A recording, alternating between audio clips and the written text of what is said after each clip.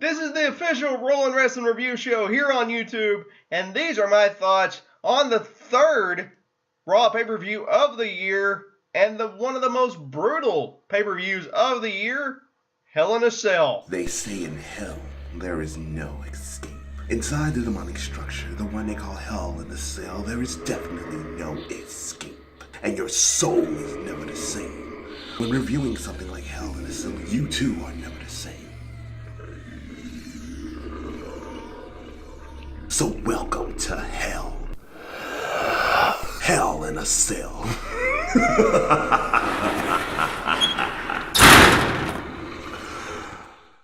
What's up, everybody? My name is Brandon Dudechair Craven, and this is the official Rolling Wrestling Review of WWE Hell in a Cell. By the way, before we get started, really quick, I got to give a shout out to my brother from another mother, Mr. Eddie Fountain, for the awesome voiceover you just heard. If you guys want more voiceovers, let me know in the comments. Eddie, I really appreciate you doing the voiceover, man. It turned out really well, so thank you so much. Hopefully we can do this again in the future. Now on to the review. First up is the pre-show, as always.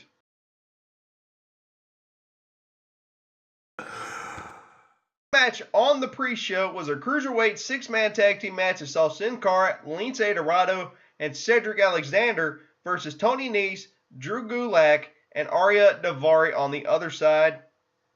This was your classic Cruiserweight match. Great high spots by all involved.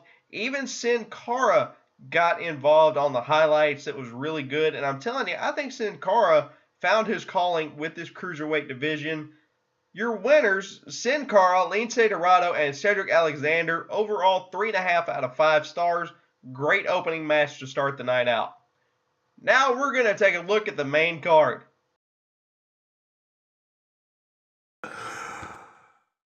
Great opener for Hell in a Cell. It was the one where with the Ouija board, and it was cool. It was macabre. It was fitting for this kind of pay-per-view. The first match on the card was the first of the 3 Hell in a Cell matches, Rusev versus Roman Reigns for the United States title. First, if you're going to promote 3 matches as your main events, have them as your main events. Don't spread them out throughout the night. Have them as your final 3 matches. This match should not be first. It should be one of the last ones. That's why they call it a main event. Great opening match, though. Absolutely barbaric. Honestly, to me, this is what Hell in a Cell was made for. The finality of a rivalry. I hope it's going to be the finality. Because it just needs to end. Because they both need to move on. But anyway, after being locked in the Accolade with a steel chain wrapped around his neck, Roman Reigns was somehow able to escape and hit the spear off of the ring steps and got the win. Therefore, your winner and still United States Champion, Roman Reigns. Overall, 4 out of 5 stars. The next match on the card was Bayley versus Dana Brooke. I'm sorry, I just don't agree with this match. But Bayley has really proven herself against the best of this women's division, whether it be NXT or WWE. And she's facing the very green Dana Brooke. Come on. She's better than that. She really is better than that. And did I honestly hear Corey Graves sometime during that match say that Bayley hasn't performed like people had hoped? Really? Then stop putting her in matches like that. Bayley did get the win. Overall, 2.5 out of 5 stars. Bayley deserves so much better than that. So much better.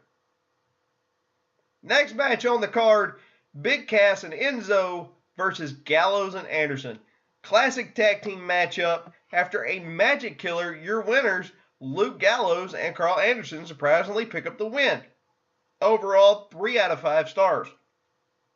Next up is your second main event of the night inside Hell in a Cell for the Universal title, Kevin Owens versus Seth Rollins. Again, don't really agree with spreading out the main events, but that didn't mean that the women, for the first time ever, will main event a pay-per-view. That was so awesome. Great match between Seth Rollins and Kevin Owens.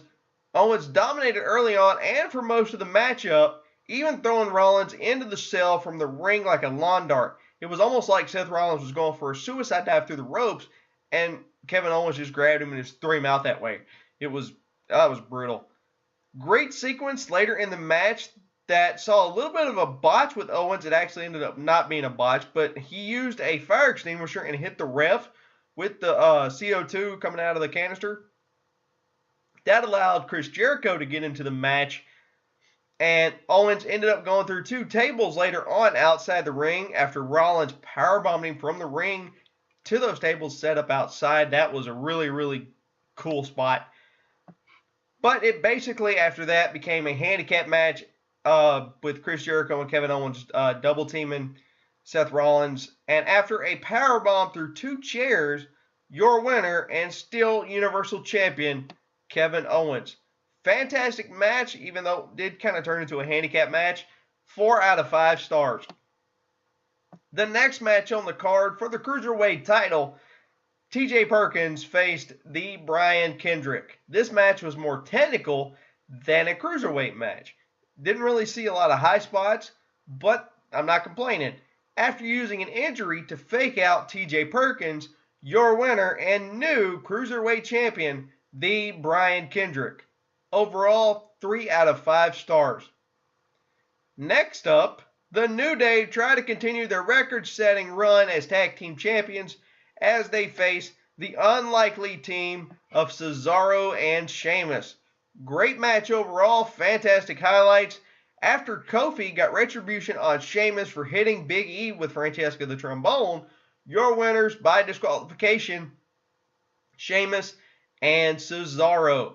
I'm glad the New Day kept their titles, but I'm glad that Sheamus and Cesaro are seemingly working together, even though if you watched Raw Talk last night after the pay-per-view, they still aren't really on the same page. But as I said, they did win by DQ. Therefore, the New Day kept the titles, which I really, really like because that means they're even closer now to getting that record. Overall, 3.5 out of 5 stars. And finally, your main event of the evening, the history-making first ever women's Hell in a Cell match for the WWE Raw Women's title. Charlotte challenged Sasha Banks. Charlotte made an entrance fit for a queen with what looked like Roman soldiers bringing her out on a carriage. And not to be outdone, Sasha made her entrance from NXT TakeOver Brooklyn in her Escalade, which I always really liked that one. But this match went everywhere, in the cell, out the cell, in the crowd, through the announce table, and that was all before the match even got started.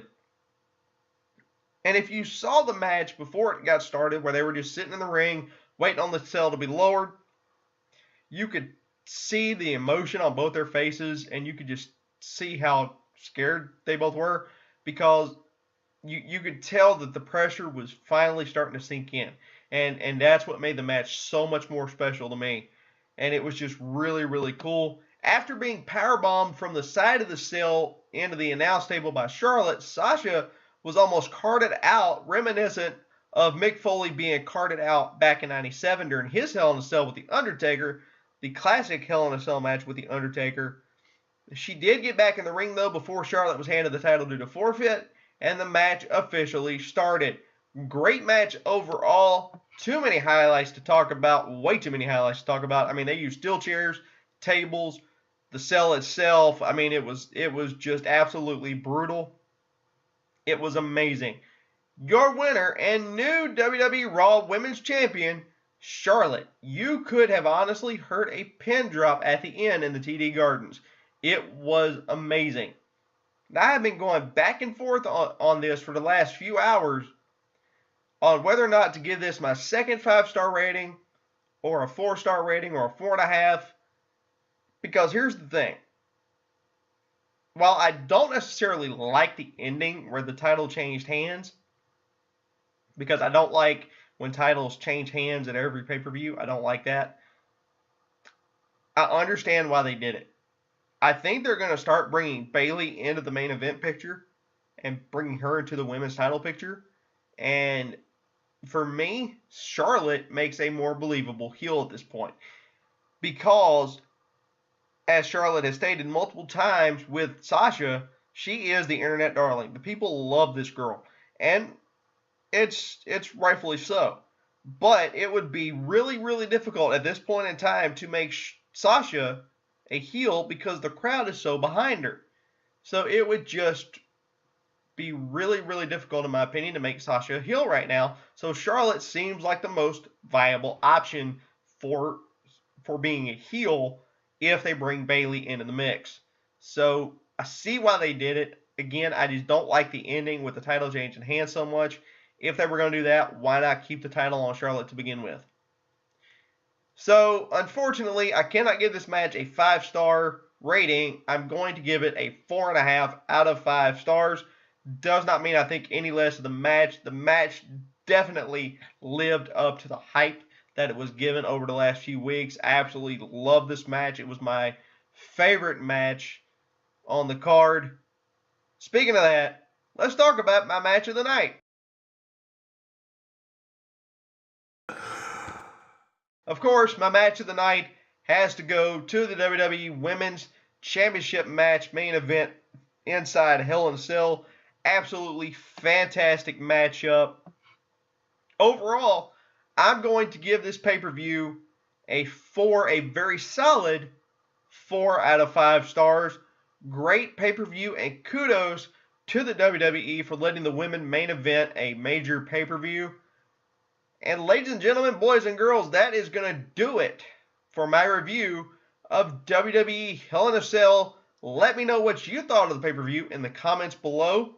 Check back tomorrow for my top 5 moments from Monday Night Raw. And again on Wednesday for my top 5 moments from SmackDown Live.